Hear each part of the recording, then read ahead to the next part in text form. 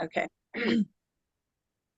Welcome to the Northeast Florida chapter of Sisters in Crime. My name is Lana McCara. I'm the president of the chapter, and today I'm excited to welcome to our chapter meeting Charlene Shunick. And she's coming in from Louisiana. That's why we are meeting on Zoom, because we are in Florida.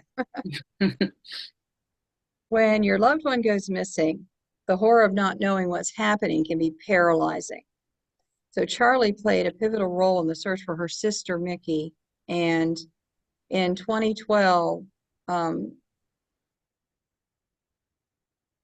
Mickey vanished while cycling home, and Charlie spearheaded search efforts using numerous forms of communication. Her family suffered for months while clinging to the hope that her sister would be found alive, but tragically, this was not the case. So Charlie lives in New Orleans, where she serves as the biotechnology director of Delgado Community College. Today, she says she's simply a scientist, but her unwavering dedication to helping others facing situations similar to hers demonstrates her resilience and compassion. So welcome, Charlie. Thank So you. happy to have you. Thank y'all for having me. So, I prepared a PowerPoint that I figured I would share with everyone. Sure.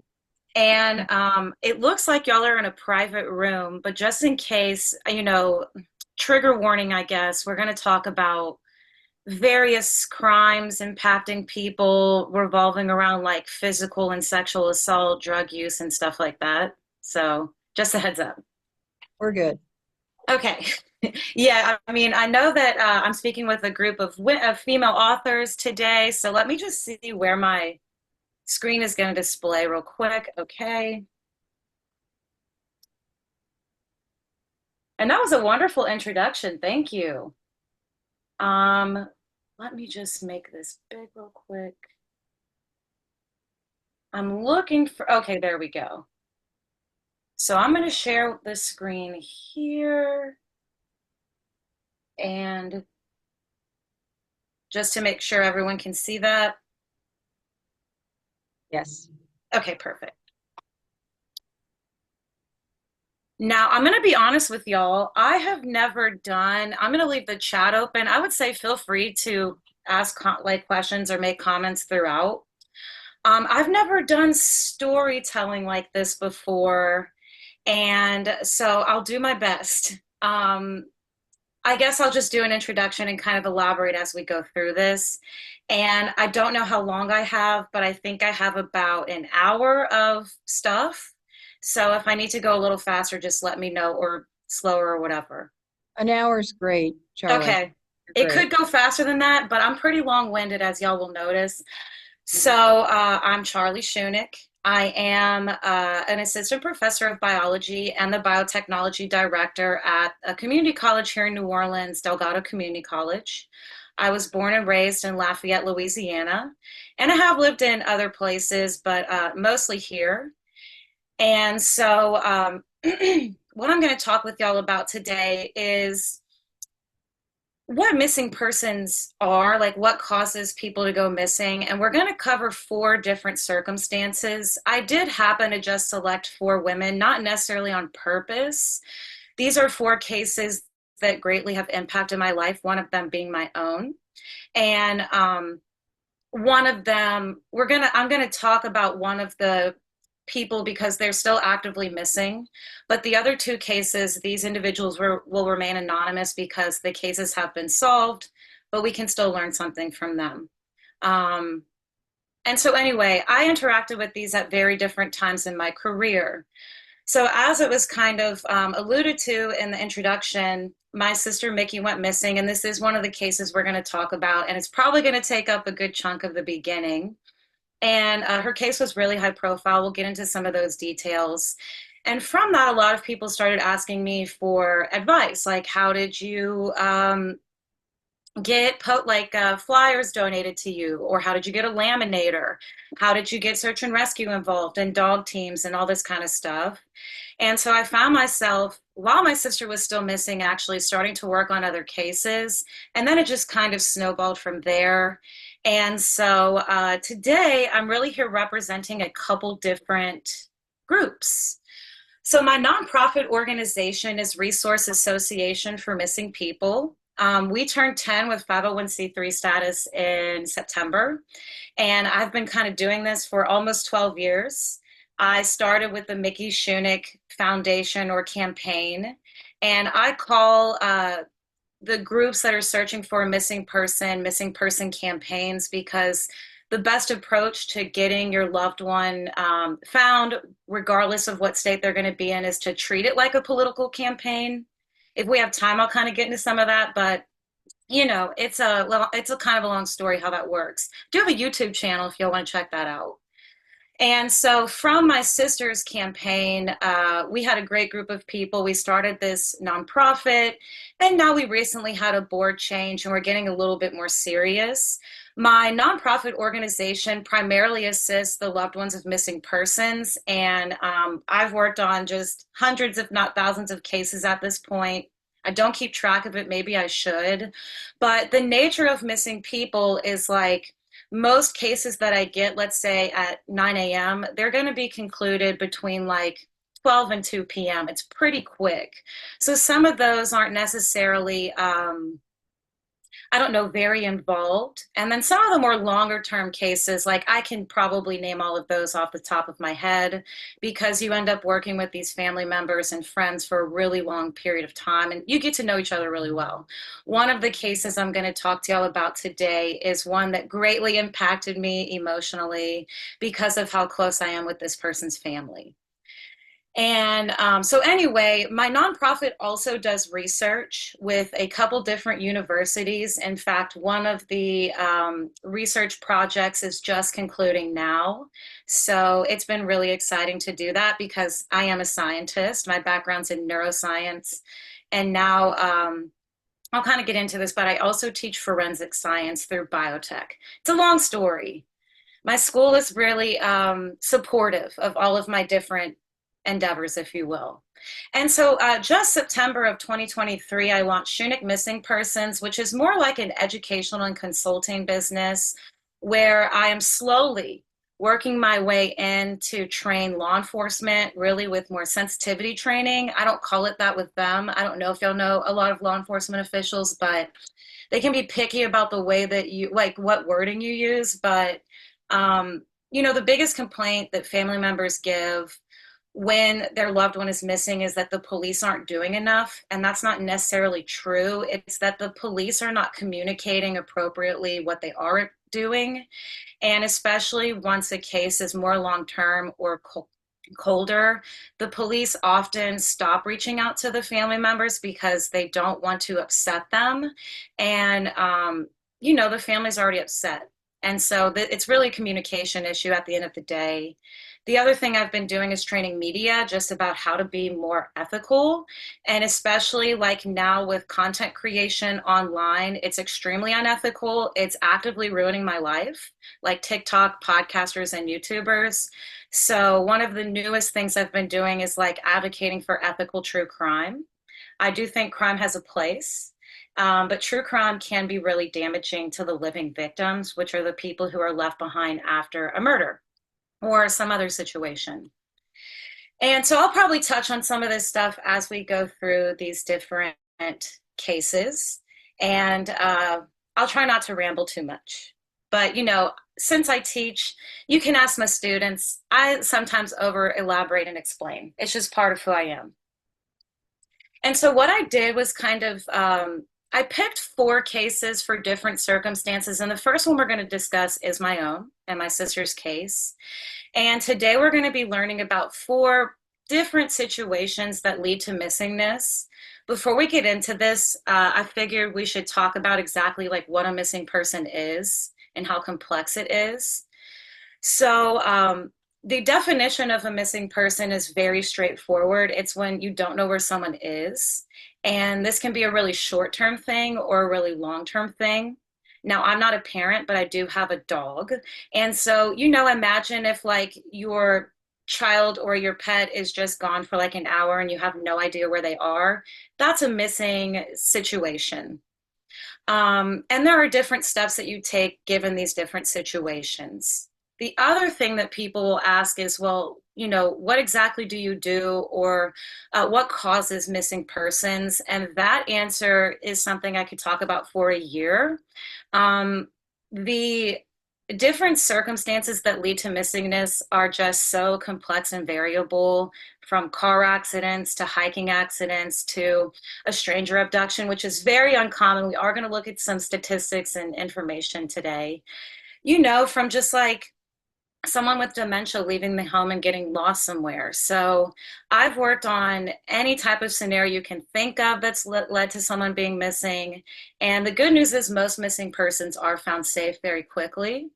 But when they're not, that's usually where I step up a little bit more and really help to guide the family members about what they can do to help their missing person in the best way possible. Because at the end of the day, if someone is actively missing, truly for more than a couple hours or more than a day or so, this is something that can lead to a court case. And in the criminal justice system, you just have to be so cautious about what you're doing while they're missing, because all of that's going to be brought up later, or it can be. And so, at the end of the day, the goal is to protect this missing person in any way possible. So anyway, the first type of situation we're going to discuss today is a stranger abduction. So I entitled this one, The Woman That Was Targeted by a Stranger. And so I kind of did a case study comparison with these where we'll look at the basics. And I did select 4 different women, but I've worked on many cases involving men. And I will be honest, working on cases with missing men is typically significantly more challenging than working on cases with missing women. Now, all 4 of these cases are pretty mysterious, and 2 of them are technically still actively missing, but one of them is complicated in that way. So that's the last case we're going to talk about. So the basics with this first case is this woman went missing on May 19th, 2012. She was a 21-year-old white woman. She was 5'3", 120 pounds, and she was located deceased on August 7th, 2012. And so obviously this case is really personal to me because this is my little sister, Mickey Shunick. You can see her missing person flyer here. And my nonprofit has actually done research into different variables that impact the way that the public interacts with missing person cases online. And one of the biggest determinants for early engagement is actually the missing person flyer or post. And what we have found is that having this many images can actually deter people, or like it decreases engagement. But of course, almost 12 years ago, we didn't know about this. And so this was our primary flyer. And so you can see 2 pictures of my sister. And the reason we featured the bicycle is because she was missing off her bicycle, which we will talk about a little bit more. So this is my family. And I do also have a little brother. He's extremely shy. Even if you go and Google all this stuff, you barely see him. He is now 30. And anyway, at the time when my sister went missing, I just happened to be in Lafayette for my little brother's graduation. And it was also my sister's birthday coming up. She went missing 2 days before her 22nd birthday. And at the time, I had been living in Dallas, Texas. That's where I went to grad school. And I had just finished my first year of my master's degree. So I did have a job, actually. I was working at a research hospital, University of Texas Southwestern. I don't know if y'all are familiar with those schools, but it's a medical school. And so I was just supposed to be in Lafayette for like a week, I think, maybe 2 weeks before I went back to Dallas to keep working for the summer. And my sister just disappeared, in this timeline. So we hung out that Friday night. We went to a party. That Thursday night we went to a party. And that Friday I was in Baton Rouge because my friend graduated from LSU. And then Saturday my brother was graduating. So my dad was offshore. He is a paleontologist, but he works in, or he's retired now, but he worked in gas and oil. So it was me and my mom and brother, and my sister did not show up to my brother's graduation, which was very unusual. But she was 21, and my mom had said that she had been like, partying a lot. So I was like, maybe she's just desperately hungover. But it was, she was a pretty responsible person, so it was really, really unusual that she would not have been at my brother's graduation. And that day, so on May 19th, we reported her missing in the afternoon. The police had us do a few things first, like call rehabilitation centers and hospitals and other places where people go for support, especially adults. So obviously it's not true that you have to wait 48 hours to report someone missing. They just want you to do your due diligence before they actually take the report. The paperwork to put it into the National Crime Information Center database, which is where all missing person cases go, is extensive, and it's very time consuming, and they do have to do that by the end of their shift. So I sort of understand why sometimes law enforcement makes or requests that people do these things. But anyway, she wasn't in any of these locations. And at this point, we knew that she was last at her friend. Now, her friend Bretley at the time now goes by a different name and is a transgendered female. But I'm going to refer to her as Bretley for these purposes. Bretley was the last person that saw my sister. She left his house like sometime after midnight on her bicycle, which sounds really weird, but Lafayette at this time was, to us, very safe. Like, stuff like this never happened. And we're going to go into some more details on the next couple slides, so I don't want to rush ahead. But to make a long story short for what I'm getting to right now is I became the primary spokesperson for my family when my sister went missing. I think, honestly, just because of how similar we looked at the time. So we were both platinum blonde. We were both about the same height. She was a little bit taller than me and about the same weight. And on the second day, really, so we reported her missing on that Saturday. That Sunday, we had already started doing foot searches where we went to Bretley's home and we were, handing out flyers and just kind of looking for my sister. We thought someone might have just hit her on her bicycle and not noticed, and she could just be like injured somewhere. So, we were doing terrible things like looking in ditches, looking in dumpsters and stuff. And I pretty quickly realized that I could not do that emotionally. So I was actually walking back to Bretley's house and I got stopped by police. I was with two of my best friends. They asked to see my ID and it clicked. I said, "Oh, they think I'm Mickey." I said, "Oh, you think I'm Mickey? I'm Charlie. I'm her older sister. We look really similar, but she's still missing." So they said, "You should probably talk to the media about this because we've been getting a lot of reports that your sister's been found." So media was at Bretley's place at this point. And in fact, that day, so the night that we reported my sister missing, the local media actually my sister's friends made a missing person flyer that night. They put it on the 6 p.m. news. So our community jumped on her case right away. And we said that we would be meeting at Bretley's house the next day, and like 100 people were there, along with some media. And I didn't speak with them that morning because, we were in shock. We had no idea what was going on. My dad, took a helicopter from offshore to come back in, and we were just like, what the hell is going on? And it was kind of embarrassing, honestly, because, you don't really think that the worst thing possible has happened to your loved one. So I was like, everyone's going to be talking about this. It's so dramatic. I'm sure Mickey's fine, whatever. So anyway, I go back to Bretley's house that afternoon. I start speaking with media. And after that, my sister's case just went more and more high profile. And, that's kind of how I figured out that I was decent at public speaking and worked pretty well under pressure. It allowed my parents to kind of detach from that aspect. Not that they didn't do some media coverage and stuff. They did. My brother really didn't.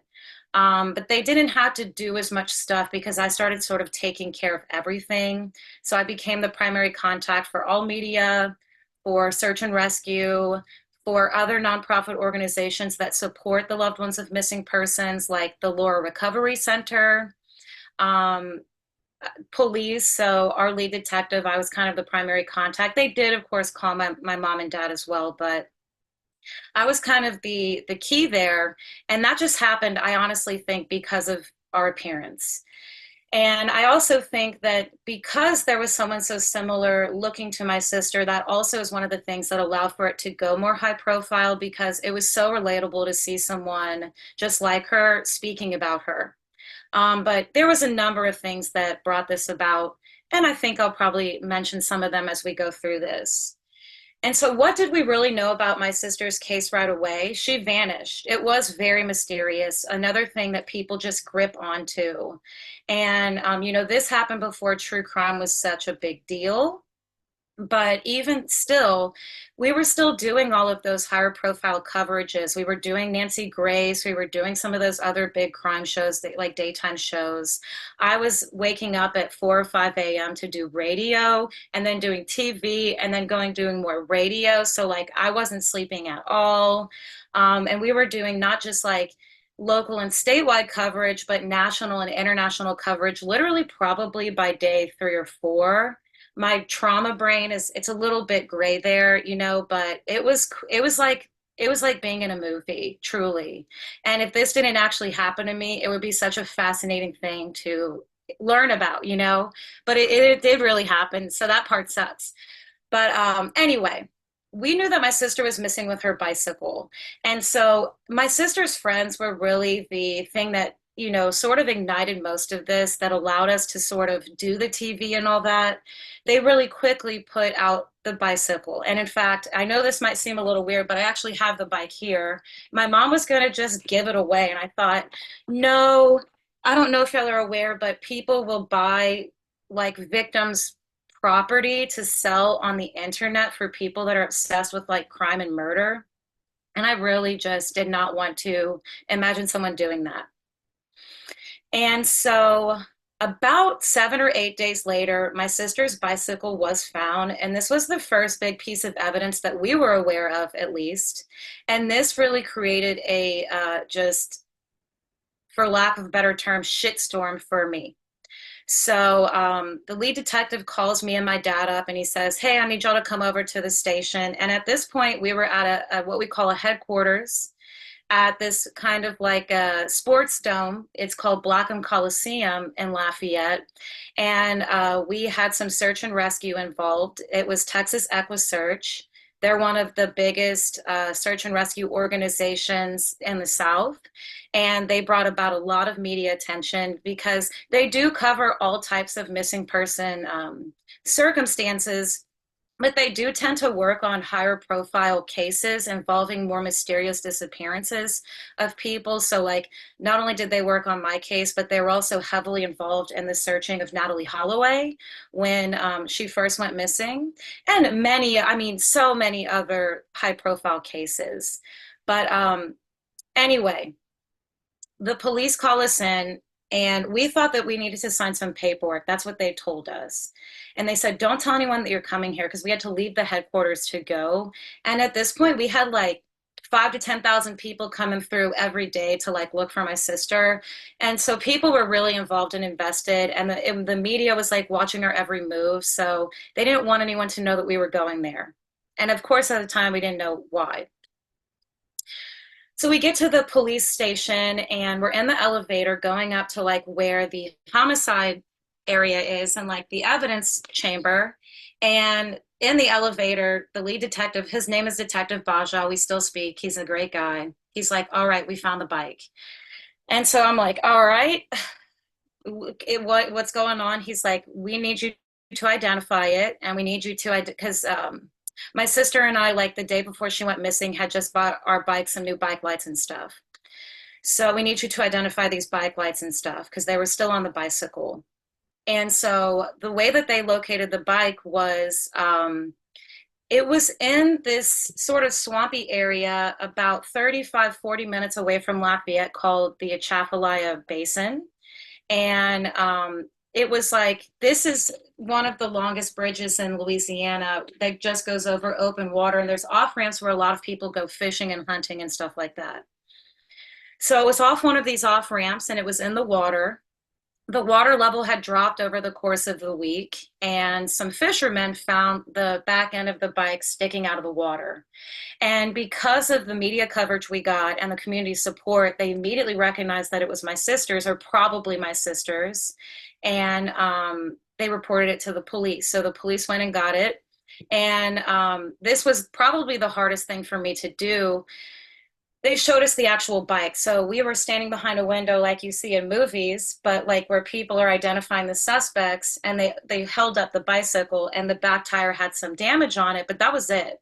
So it was clear that someone had bumped her off her bicycle, and that she probably wasn't injured from this. If she was, like just a few scratches and bruises. It was a light tap. Like the frame wasn't damaged at all. And so I almost passed out when we found it, because it was like so overwhelming, and it was scary. And so we, at this point, we're pretty sure that someone had taken her.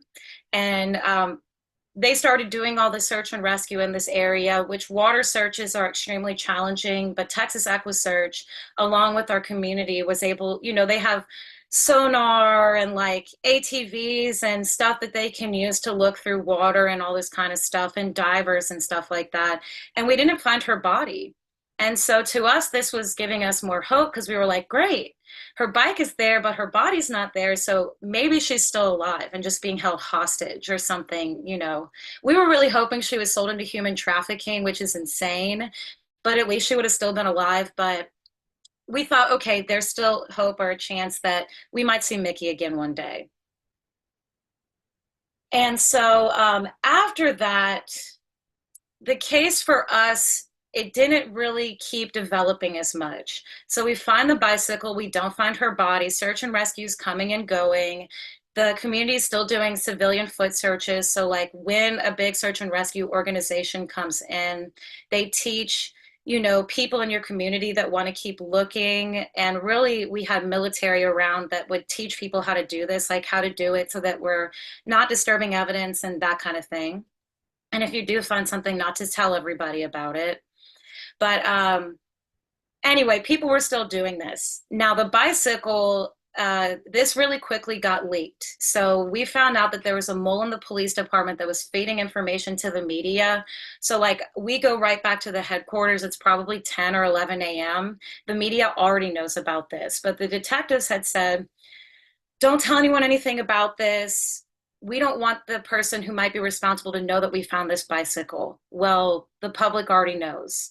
And I had to lie initially about it, and after a while it was impossible to. So I take my sister's friends and some people that were working with us, I tell them that we found the bike. We admit to the public and the media that we found the bike. You can't explain to the public at the time why you were lying about it. And then we started to get really concerned that the person responsible, if he found out that, and we didn't know that there was an individual yet, but if this person found out, they were going to cover up their tracks or maybe kill my sister or something like that. So I started fighting with the media after this, and they threatened to sue me for libel several times for blasting them online. Facebook was the big thing we were using, and we still have those pages and groups. And so anyway, there was a few suspects that were coming up. And honestly, my sister, she had dated a little bit, but she never had a serious boyfriend. There was no one that really hated her or anything, the usual suspects. Even me, like no one was really out to get us, so we figured it was a stranger that would have intervened with her path. So the police this whole time had already been tracking this person of interest. And there were several pieces of evidence that they had in order to figure out who was responsible. So the first thing is that there are cameras kind of associated with the interstate and on and off ramps that they were able to track license plates through. And so they had a group of license plates for the timeline with which this bike would have been dropped off. They also had some CCTV footage where, and of course we learned this after the fact, you don't know anything while an active investigation is going on. Like they didn't tell us anything. So of course, even my parents were saying the police aren't doing enough. But I've personally felt that they were. But I was also fielding online. My sister's friends and my friends stopped me, like they changed the passwords and would not let me get on social media anymore. But I was fielding thousands of tips every day through like my DMs on social media, just turning it over to law enforcement. But so they had CCTV footage of a white truck spotting my sister on a main road, making a U-turn and following her into the neighborhood that she got off on. The main road she was biking on is just really dangerous for cyclists at night. So she went through this neighborhood. It's like the wealthiest neighborhood, one of the wealthiest ones in Lafayette. And there aren't any cameras in there. So what we anticipate happened is we can see him following her. He bumped her off her bike. A physical altercation ensued. He somehow got her into the truck. He claims that she got into the truck on her own. I really don't believe that that's true, just knowing my sister. And so anyway, physical altercation with a knife fight ensued. He pulled out a knife and basically said, "Don't pick up your phone." She pepper sprayed him in the face, got the knife out of his hand, and attacked him a few times. She cut his hand up pretty badly, so that was another big piece of evidence. He stabbed her several times in the abdominal pelvic area, and then she seemed deceased. So she was just sitting in the passenger seat, and he thought she was dead. He drives her out to an area like a parish. You know, we have parishes, not counties here. About two parishes over from Lafayette. I think it was about an hour drive or so. I don't know. I've never been out there. And he could not use his hand, so he couldn't bury her that night. So he just laid her body in an isolated area. The next day, he came to New Orleans to one of the hospitals here and had his hand sewed up. Luckily, the nurse working on his hand had the forethought to report that to the law enforcement here or in Lafayette, because that's the benefit of media there. Like when your case goes high profile, a lot of people are aware of your missing loved one. And we were very lucky in that regard, truly. It was a double-edged sword because it's also really damaging, like psychologically. But for my sister's case, it was so beneficial. So she reported him as suspicious. He said he got into a fight at a gas station, and she was like, "That seems really weird. I don't know." Because his hand was, from my understanding, kind of cut from here to here. Like he couldn't use his fingers at all. So good for Mickey. Um, and oh, I left out a part. Sorry. So what happened when he ultimately went to drop my sister's body off is she was actually still alive.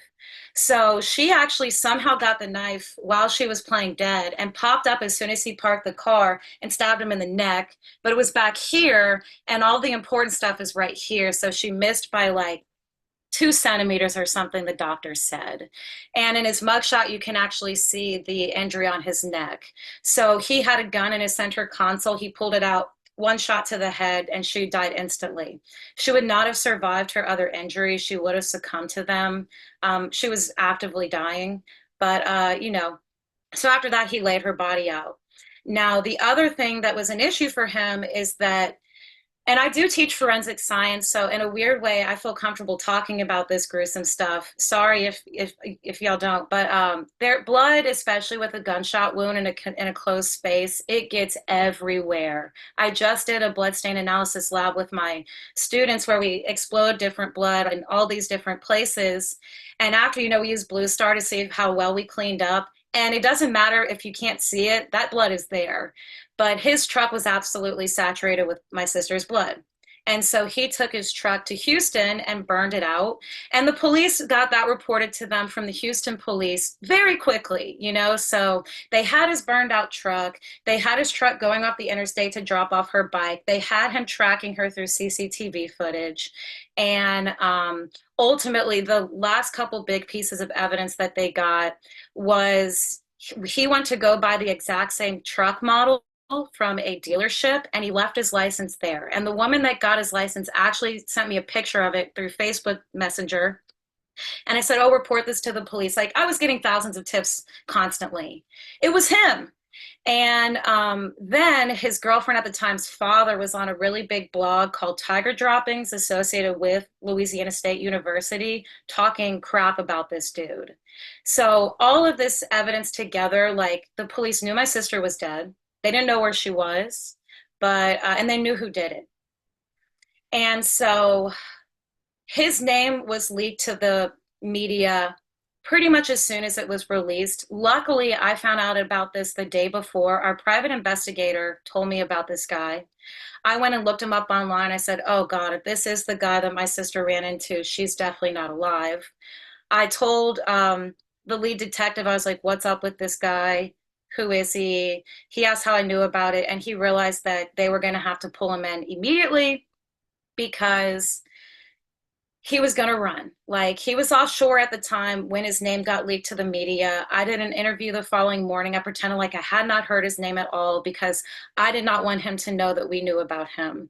And the police did not want him to know that they had been tracking him for like 6 to 8 weeks at this point. So from my understanding, the police found out about him within 2 weeks, maybe even sooner than that, but they were tracking him and, you know, following him to see if he would go back to the place where he left my sister. And so what ultimately happened is after he had his hand repaired, before he burned his truck out, he went and buried my sister in a shallow grave at an abandoned cemetery, sort of in a woody area right by all of the cemetery.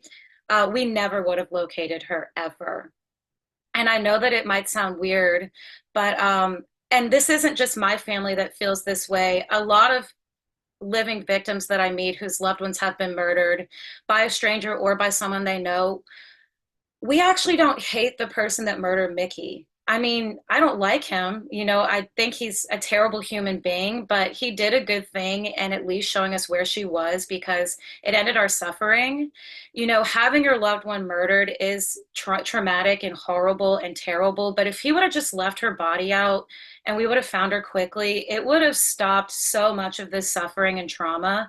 Like, I don't have PTSD from my sister's murder. I have PTSD from her missingness because, like, you imagine your loved one getting murdered in a million different ways and being trafficked and assaulted and cut into pieces and like anything horrible you can think of that you've seen in movies. You imagine that that's what your loved one is experiencing when they're missing. And so, like, the psychological torture that you are going through during this whole experience, just, I can't even put it into words. So, like, he ended up suffering with her missing and he led the police to her body. That was in exchange for the death penalty being taken off the table. And so we exchanged that for life in prison. And when the DA asked, they said, he can show us where Mickey is. Do y'all want to exchange that for the death penalty? We said, yes. We don't care if he, you know, gets the death penalty. Like, we want to know where Mickey is. There was another stipulation in this plea deal, and it was that he would admit to the murder of this other woman named Lisa Pate. So I do have Lisa's family's permission to talk about her when I tell my sister's story, and they appreciate it. So Lisa Pate was a sex worker that Brandon Laverne, who's my sister's murderer, had killed several years. And I'm sorry, I'm not great with the dates, but I believe it was about 7 or so years before he killed my sister. He admitted to murdering Lisa Pate, but it was when he was in prison for a sexual assault. He had raped a stranger, this woman, brutally, and he got caught for it. So he was in prison for that. So while he was in prison for this rape, he admitted to the murder of Lisa Pate. The only person that had the information was his cellmate. And so that was the only evidence they had connecting him at the time. And so the case did not go to court, but everyone knew that he had killed this woman, Lisa.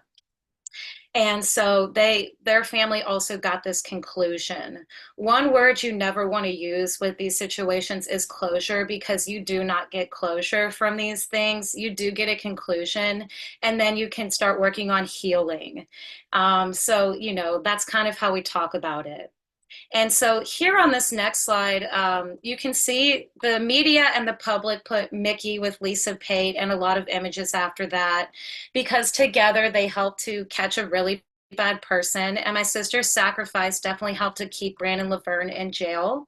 He is suspected of hurting and killing other people. Some of those have been pursued, and you know, he wasn't responsible for the ones that they investigated into. And have they looked into other things? I don't know. I'm not law enforcement.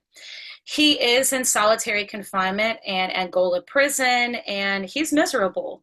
He did write us a letter apologizing, and he was sneaking out a few letters very early on, but my mom put a stop to that. She has the warden's number like on speed dial. And a few years ago, he did attempt to pretend like he was going to try to run away, like make a break for it, in hopes that they would shoot and kill him, and they didn't. So he still goes up for whatever it's called, like, to try to get a plea deal or whatever done. He never will. They deny it every single time. He says that he was coerced into admitting to my sister's murder, but again, we never would have located her if he had not shown the police where she was. And so I guess two great things came out of this. Like, my sister's sacrifice put a very bad person in prison, and my ability to participate in her missingness has allowed me to help, thousands of other people in their own trauma and missing person situations.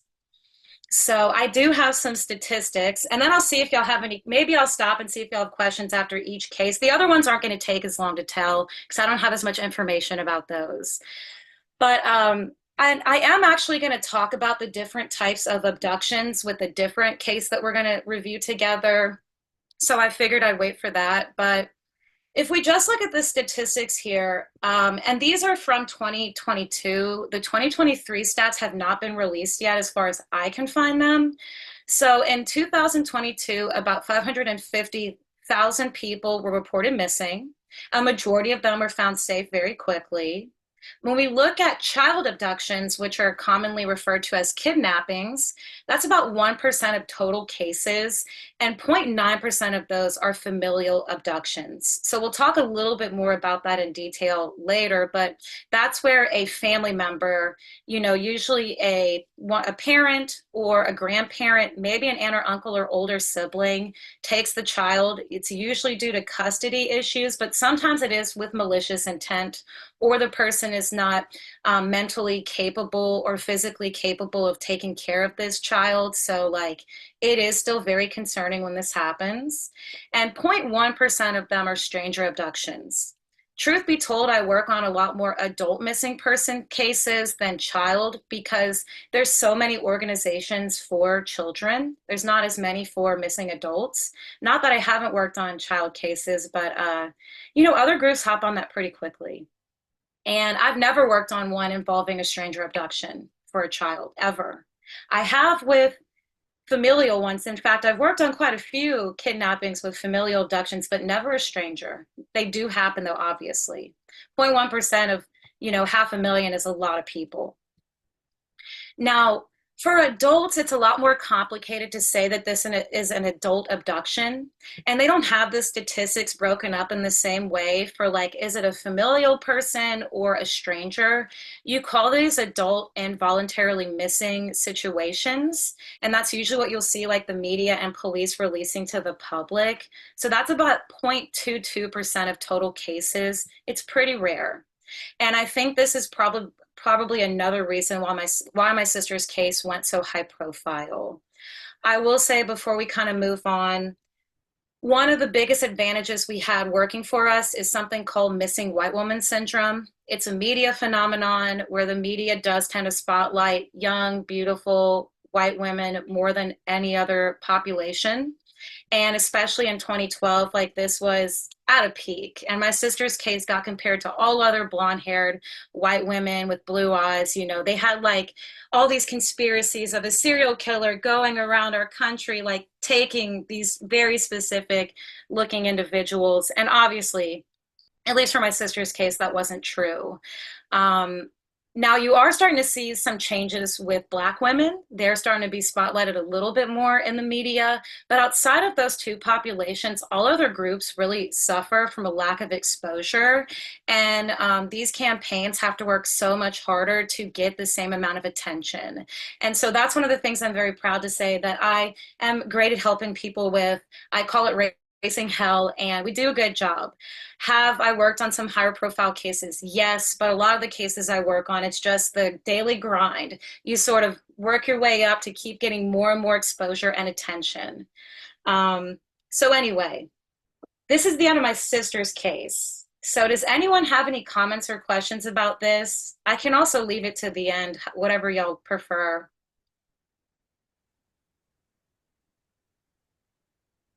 So this is a comment from someone in the room about the case out west where several young people were shot and the media attention was actually detrimental to Yes. the case. Yeah. Hmm. So it can go either way. So, Social media. yes. And honestly, in my experience with my sister's case, this is before like social media existed, but Facebook was the largest platform.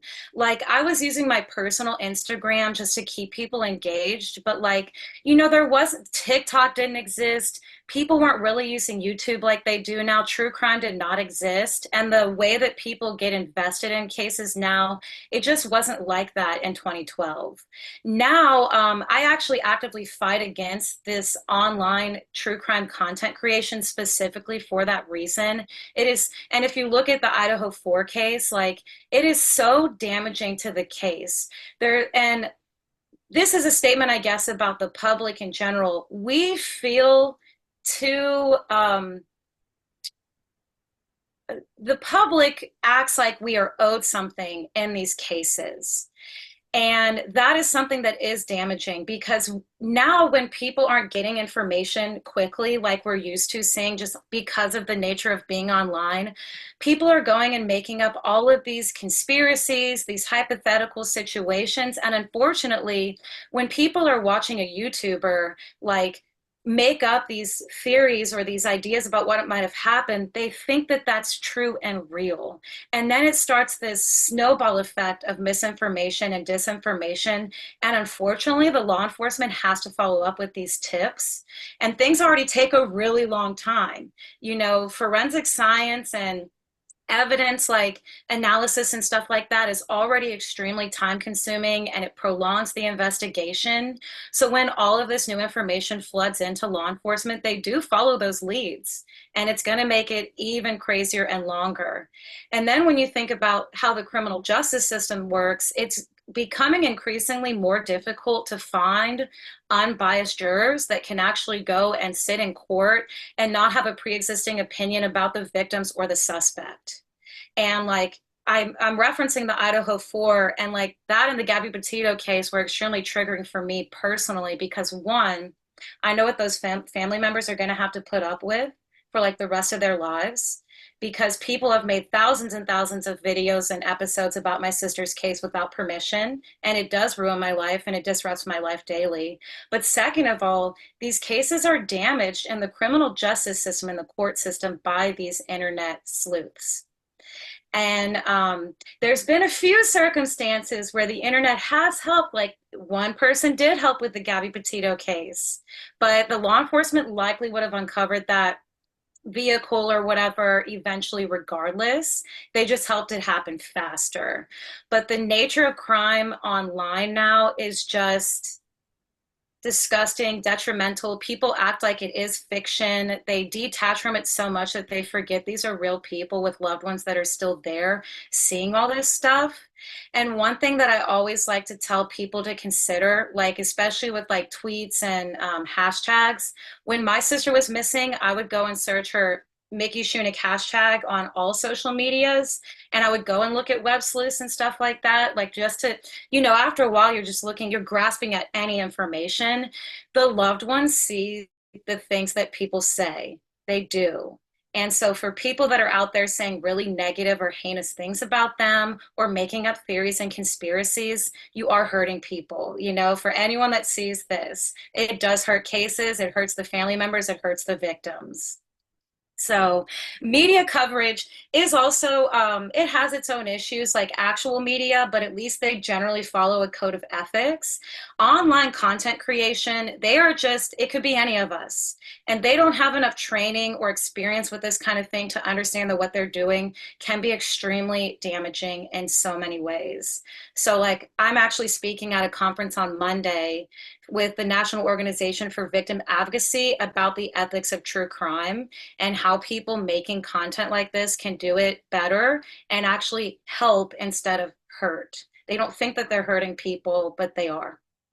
So sorry, it's something I just got on TikTok and I like had this big group make a podcast episode about my sister and they put it behind a paywall for their Patreon subscribers. And this is like the third group I've fought with about this year. Of course, they didn't even acknowledge us or ask permission or let us know that they were doing this. And it's an organization that makes millions of dollars a year. So I went on TikTok and I said, this group made this episode about my sister. Do you think they got permission? Of course not. Like, can you ask me to help them take it down? I had like 400 followers. Now I have like over 1,000, and it created this huge controversial. I didn't know it was so controversial to say, I don't want people to profit off my sister's murder without permission. But a lot of people disagree with me. So anyway, it's been crazy. But yeah, there's a pro and con to this stuff. And I am hoping that one day I can get posthumous PR rights passed so that at least after a case concludes, people can't just continue making whatever they want about these situations. Everyone, it is public information, and it was part of the news cycle 12 years ago. And we shouldn't have to live with this for the rest of our lives. So, and we did media coverage. We did Dateline NBC and all that. But I digress. Good point. You're right. It does definitely hurt cases sometimes. And I think that's an important thing to talk about. Even as y'all write about these fictional situations, that's why I'm trying to teach y'all about some of these scenarios, because like, that would be a practical thing to put into a crime that you might be talking about, like a web sleuth making up conspiracies that's starting to spread misinformation, and maybe it's the murder or something. I don't know. I do read a lot of fictional crime. Okay. Charlie, I just want to just let you know that we have until 12 o'clock. So Okay. you have another 35 minutes. All right. Yeah. These won't take as long to go through. Mostly because, so my involvement with missing person cases, it really depends on what the family needs. You know, like, am I speaking with law enforcement directly? No, not usually. Am I speaking with media? No, not usually, because when I spoke with media in the past, unfortunately, they want to talk about my sister and not the case at hand. So some of these I was intimately involved with, and some of them I was more like on an outside. And so this next case is one where I'm still involved and I played a moderate role, but like, I don't have all the nitty-gritty details. And if people don't volunteer that information to me, I don't ask, because it's not my place. I am there to serve as a support system and do whatever it is they need to do or give advice. So this is a case of domestic trafficking. At the end of this, we're going to talk about the different types of human trafficking. There's significantly more types than you can possibly imagine. I learned about this summer and it blew my mind. And so this is a really sad case, and this is the first case I ever worked on. So I started working on this case while my sister was still missing. So this one is the woman that was sold by someone she knew. So this person went missing on April 30th, 2012. So she is from my same community, and she went missing just before my sister did. An unfortunate side effect of this is that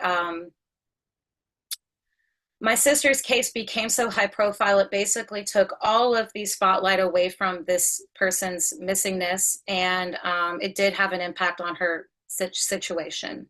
So she was a 15-year-old Black female, or is, and she's 5 feet tall, 120 pounds, and she is a mother. At the time she went missing, I believe her daughter was 2. And so she still is actively missing, so I chose to leave her flyer in here. Her name is Keosha Felix. She also goes by Red, and she kind of vanished without a trace, not on April 30th, but a few months after that. So I'll tell y'all what I know and kind of like how I find out about different information. So when Keosha first went missing, she did not have a very good home life. So a lot of people were familiar with the fact that she was no longer living with her parents, her mom. She was living with her aunt. And at first, the situation with her aunt was not very great. We're going to talk about why. So when the police started questioning the family members, one of Keosha's cousins actually said that they believe she ran away. And so the police treat it as a runaway. And the way that you investigate a runaway versus trafficking or abduction is pretty different. And so, you know, they were kind of looking in usual spots where teenager runaways go. But other family members were saying, we don't think she ran away. She would not leave her child, like, you know, involuntarily. She would never leave the baby alone. She would have taken the baby with her. And so the police then started treating it as like a different type of situation. And Kiosha was last seen at her aunt's home. So it turns out that the reason that Kiosha kind of wanted to leave the aunt's home, because she did, and that's why the cousin, I think, thought she might have run away, is because she was assaulted by her aunt's boyfriend more than once. And she also stated to several people that some of the boyfriend's friends were also assaulting her. And the police started investigating this more of like a abduction, a trafficking situation, or even a murder. At this point, when they started doing that, it was about a month or two after Kiosha was reported as missing. And so finally, they started targeting a few people. So 4 different people were actually arrested and questioned about Kiosha's disappearance.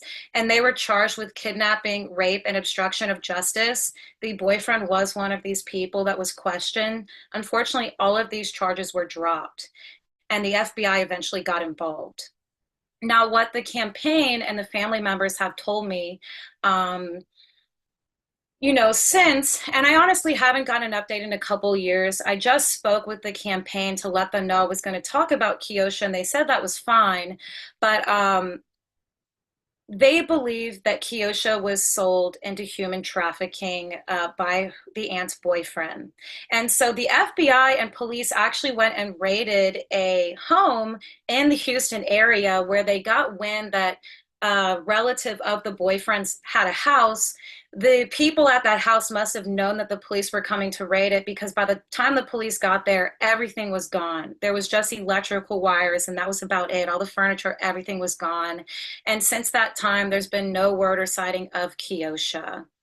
At this point, the likelihood that Kiosha is still alive is very slim, but it's not zero. And so this is still an active missing person case and an active investigation.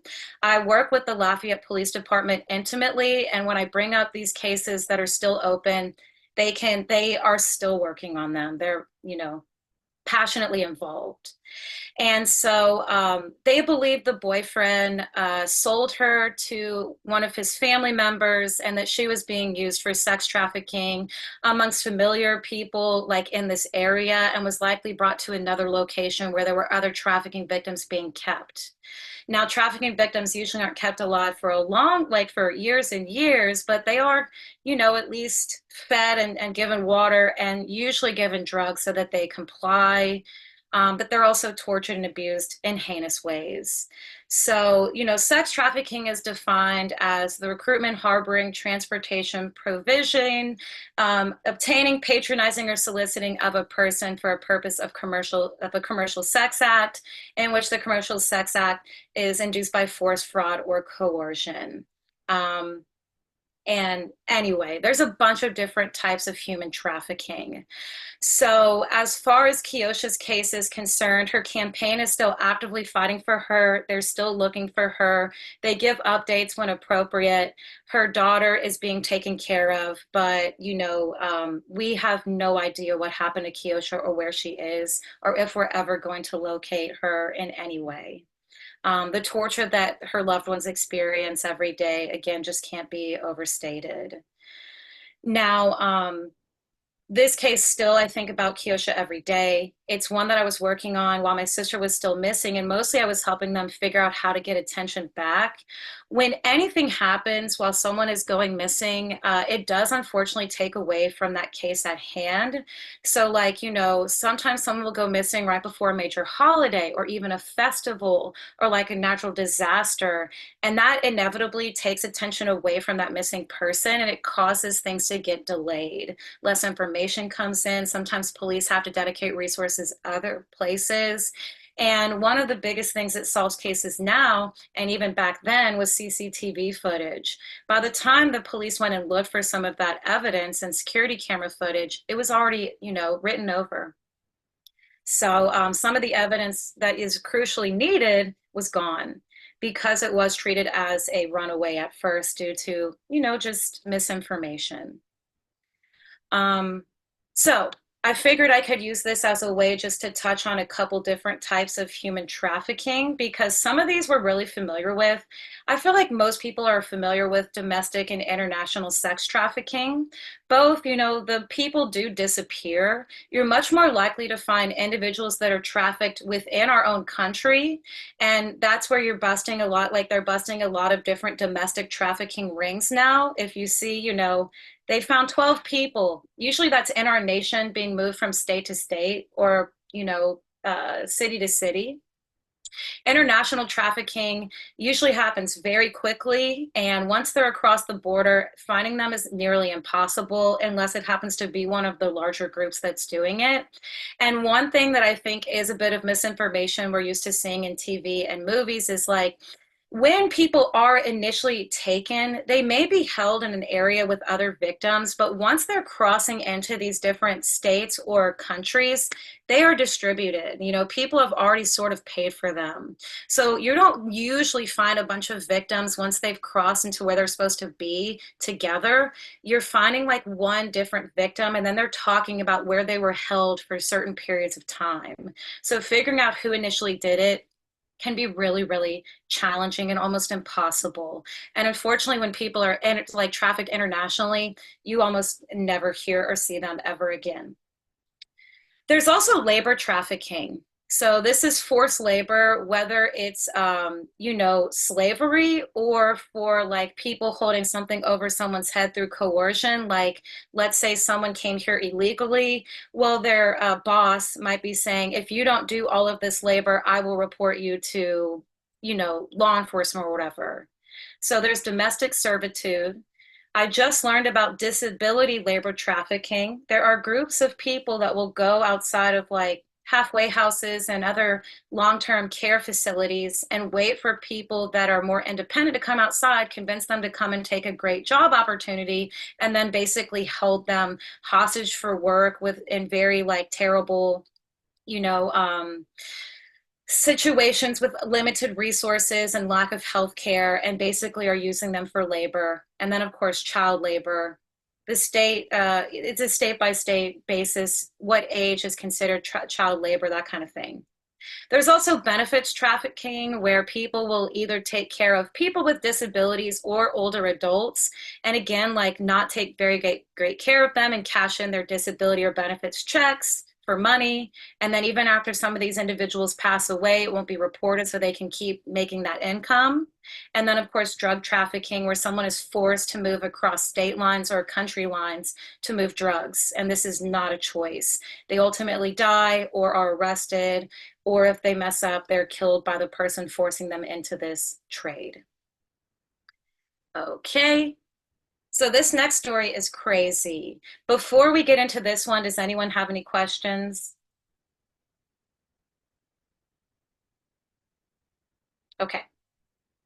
So this next situation is one that I was loosely involved in, and I'll explain what I mean by that as I go through some of the detail. So this is a situation of a familial abduction, and this is an adult woman that was targeted by her ex. This happened also not in Lafayette, but in a surrounding area. And this was again like earlier in my career when I was still figuring out exactly what my role was in the world of missing people. So this woman was abducted on November 6, 2013. She was a 29-year-old Black female, a mother, and her family rescued her on November 8th, 2013. So here we're talking about a case of vigilante justice, and I'll just explain what happened as I go through these details. I will say the woman is safe. So this woman had an ex-boyfriend who had been harassing and stalking her. And one day she was being followed by him, and there was like a car chase between her and her ex-boyfriend. comes across a child daycare, so she stopped her car out there because her child was in the car with her at the time. And when that happened, her boyfriend started forcefully pulling her into his vehicle with a gun.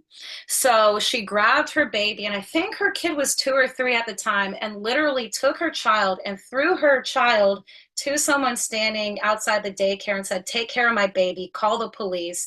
And she went into the vehicle with her ex-boyfriend. So her boyfriend was holding and torturing her for these 3 days. So it was from November 6th to November 8th. And the family member contacted us. The family contacted us immediately. They said the police weren't acting quickly enough. And in this type of situation where this woman's life was at risk, I understand what they mean, because like they really believed that this man was going to kill her. And as we'll see, the family was not wrong.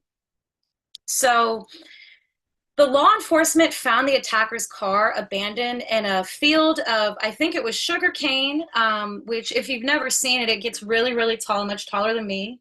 And so they found his car. They searched the area for that following day and the next day, and they couldn't find anything. They couldn't find footsteps or where they could be or anything. But they did call up the family members and they said, "We found his vehicle in this location. Are you aware of anything in this area?" You know, that kind of thing. And they said, "No, we're not. Like, where exactly are you?"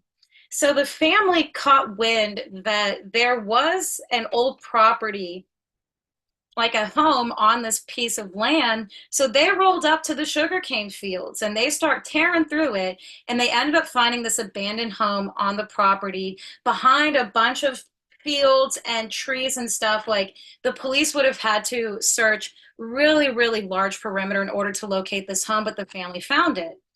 And they rolled up on ATVs and four-wheelers, like with guns and stuff. So like they're ready to go. And at the time, I was in Dallas, so I was back in school, in graduate school, and one of the volunteers for my nonprofit, this was right before we got nonprofit status, she's on the phone with me and she's like, "I'm with the family right now. I'm following them in my car. They're going out there. They found a house that this guy owns." And I was like, her name's Chris, and I was like, "Girl, do not do this. Like, we're not trained in doing this. This is not what we do. I don't think you should be out there. This is not safe. Call the police." Well, the next thing I know, I'm hearing gunshots. Bah, bah, bah, bah. My friend is like down in her car and she's just kind of verbally communicating what's going on. So as the family found this home, they heard this woman scream. And so one of her cousins just kicks the door in, has his gun out, and the other family members are pouring into this room. And this woman is sitting in a chair. She's duct taped to it like you would see in a movie, and she's bleeding profusely with numerous stab wounds. And so the family members shot her ex-boyfriend and killed him. They cut her off of the chair, move her into the vehicle, and take her to the hospital. And as they're getting her out of the chair, the police had just pulled up. So they actually also heard the gunshots. But by the time they got inside the house and at the scene, this ex-boyfriend was dead, and the family had already was on the way going to the hospital, basically. So so I included this because it is the most outlandish, craziest case I've ever worked on in my life. It sounds made up, but this really did happen. So the woman did have several stab wounds and signs of torture that she had been suffering for several days. And he had been torturing her throughout this: no food, no water, psychological and physical abuse. And the officers did, take the weapons and everything they needed to. And there was a court case, but there were no charges filed against the family members. And in my personal opinion, if the family members had not stepped in and done this, this woman wouldn't have survived. The only reason the police went back to this location at this time is because the family called them and said, "We know that they're in the house. We're going to go in and we're going to kill him." And they did. And they saved her life. So this is a situation that was so fast moving that the police and the way that normal procedure works, it just was not quick enough to save her life. And it seems like just by happenstance, the family happened to get there at the time that he was actively killing her. So they've asked for privacy. which is why I did not contact them. And she is doing well, and her kid is doing well. And I'm sure she's in therapy and, recovering psychologically from this situation. So there are different types of abductions as is defined by federal guidelines. Kidnapping is for adults, and then abduction or children, and then abduction is for adults. So kidnapping by a stranger, kidnapping for ransom. By a stranger, it's usually scary. There was a case where a young lady was abducted in the woods by what she thought was a stranger, ended up being a neighbor who just I think wanted ransom actually. More common is parental kidnapping, or familial kidnapping. And then this is a familial abduction. So he wasn't really a family member, but he was familiar to her. And it's much more common that you see these types of things happening with someone that the victim knows than a complete and total stranger. So my sister's case was a stranger abduction. They had never seen each other before. This woman knew exactly who her attacker was and what he was capable of. And then there's other types of kidnappings that can happen. Terrorist kidnapping, virtual kidnapping, where someone basically holds you hostage after they hack into your computer and get let's say nude pictures or maybe information that you don't want the public to know. Piracy, pirates kidnapping, and drug kidnapping, drug mules again. So there's many different types of abductions. We typically only hear about kidnappings of any type for children and stranger abductions for adults. So this last case, and I'm just going to kind of go through this as quickly as possible to have some time. Okay, I got 15 minutes. Sorry, y'all. I probably went a little too long on my sister's case. This case is really close to my heart. I'm really close with this woman's family, and we just lost her dad in September. This was the first family member I've lost since I've been doing this, and it was extremely impactful in my life and very sad. So technically, this woman is still missing, although we know where she is. And so I'll explain what that means as we go through this information. So this missing person situation involves substance use disorder, what we call addiction. And it's definitely not the only addiction missing person circumstance I've worked on. I've worked on quite a few. So the woman that overdosed around the wrong people. So this woman went missing May 23rd, 2017 from my community. At first, she was heavily compared to my sister because it was mysterious at first. She was 18-year-old white female, 5'1", 105 pounds, and 3 people have been arrested in her disappearance. Only one of them has been charged with anything so far. The criminal justice system takes years and years to be active in these types of things. So this woman went to a friend's house party, and that was the last place she was known to be seen, which, her family knew the people. She was with her boyfriend and some other friends that they had met before. The unusual thing is that the next day her phone was turned off. And at first they thought it had just died, but after, a day or two of her phone being off, they went ahead and reported this young lady as missing. And it became a huge mystery. They did go and question the people whose house she was at, and they didn't see anything unusual. They didn't find any evidence or anything like that. They said she had left and they hadn't seen her, and they did notice her phone was off, but they weren't sure why.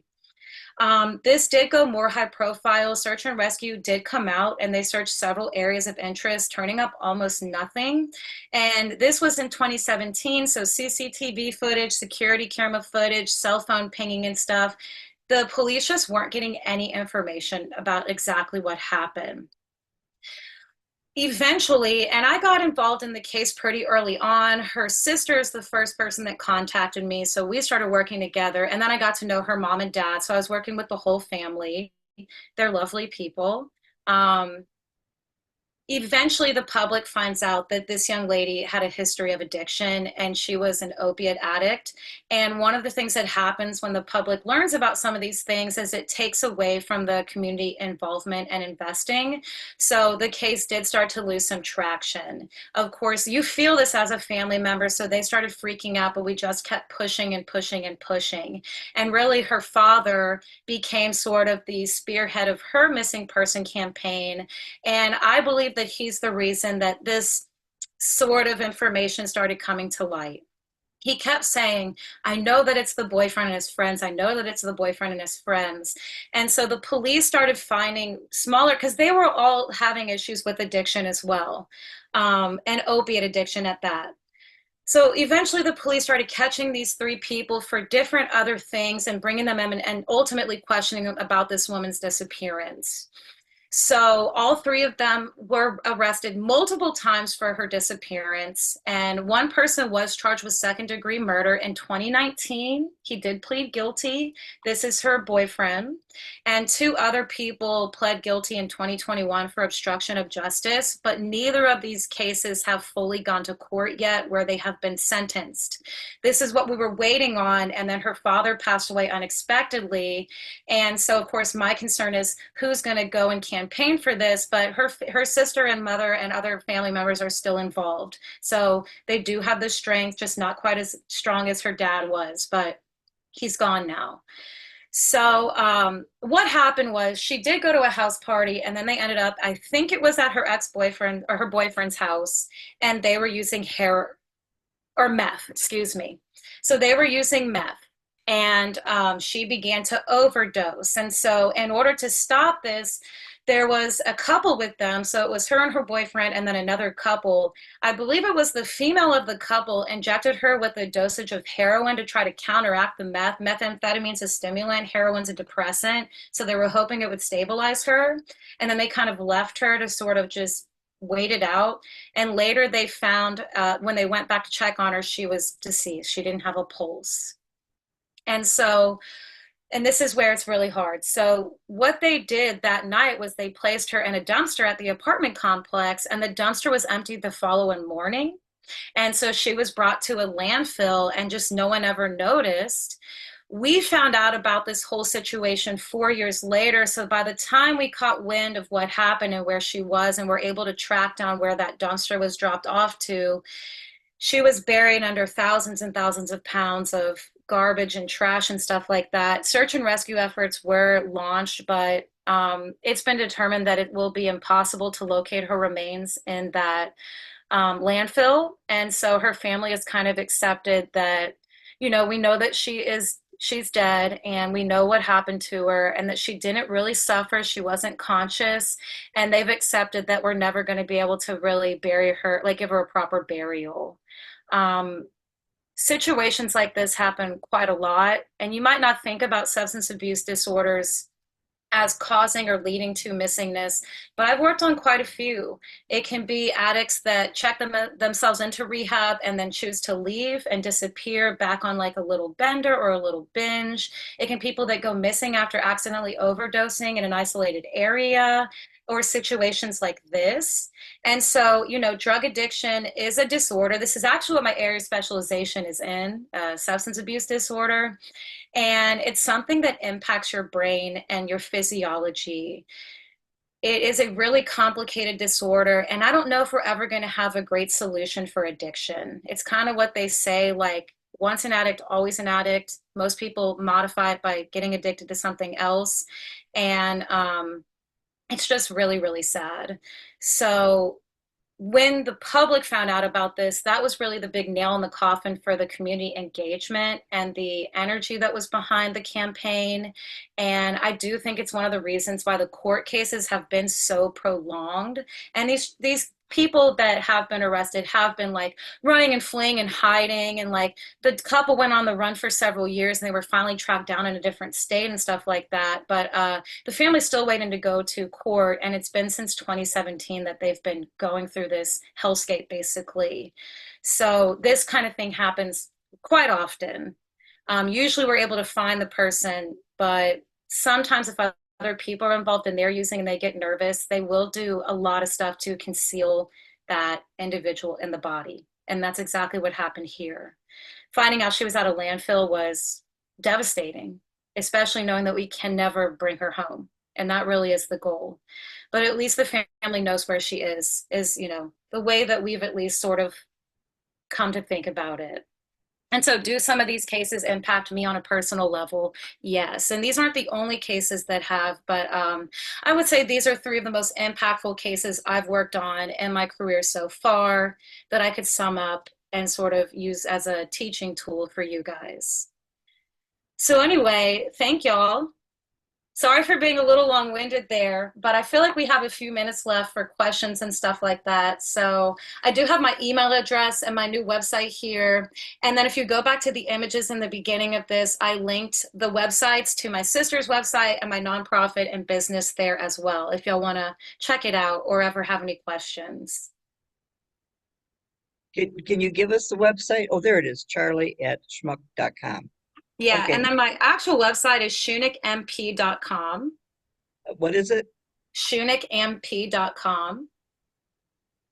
.com. Okay. Charlie, you made one, well, you made many comments that piqued my interest, but there's one in particular. You said the families of victims do not get closure. They do get conclusion, and then they can begin the healing. Closure is something we hear about all the time, and I thought it was something you want to have is closure. So that it's so interesting that you say you do not get closure. Could you elaborate just very briefly on that? Sure. So, and this is something that like me and a few other advocates have really been trying to include in our talks, because the media uses the word closure a lot and law enforcement uses the word closure a lot. And so therefore the public does. And it's not like it's insulting or anything. It's just kind of, a lot of people believe like once you find your missing loved one or once you find out what happened to them, that suddenly everything's okay and you'll heal and move on from it, but you don't get closure. You never get over this. You learn how to live with it and like heal from certain aspects of it, but like that idea of closure, it's not realistic. People will relive this and live with this for the rest of their lives. And like, it's not suddenly like, you know, you're not sealing the envelope and saying, all right, everything's cool now. We're good to go. You heal from it forever. And so it almost like falsely gives like the public hope that these people will be okay. They will be doing better, but they're not going to be okay. Mm-hmm. If that makes sense. Yeah. Yeah, it definitely does make sense. In the case of death of a loved one, it's not something you get over. Exactly. And so it piqued my interest because I know that that you don't get over something, you deal with it and you move on. And there are some people that can't really move on. Just there's some, I don't know, barrier or something that keeps them from moving on. That's also sad that people can carry on with their lives.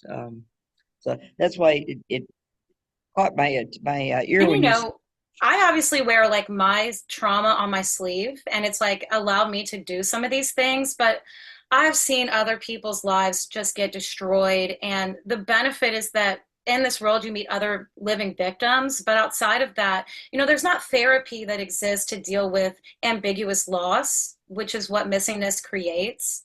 Or like a high profile experience or media, you know, or public talking crap about you. Like there's so many things and variables involved in these situations that people don't think about that do cause a lot of trauma and, you know, psychological warfare. Mm-hmm. Yeah. Well, I was impressed that you so openly deal with talking about your sister. You didn't use her name that often. You always refer to her as your sister, which is the closeness that you felt, but you talk about it openly. And you've done it so much that you don't get the lump in the throat anymore, but probably sometimes you do. Yeah, I avoid some things, and even saying Mickey, you know, it's tough, but I avoid some things that do make me emotional that I would love to share, but I just can't without breaking down. So Certainly. I read one time, and I've used it in talking with people, that death and loss, you don't get over it. Let's see, how does it go? oh gosh, I was trying to think of the quote. You don't get over it. Time can and mercifully does numb the sense of loss. So Yes. you're not getting over it, but the loss, you do move on. People need to move on. You're just sort of numb to the loss of it. Yes. Mm-hmm. So, okay, well, thank you very much for elaborating.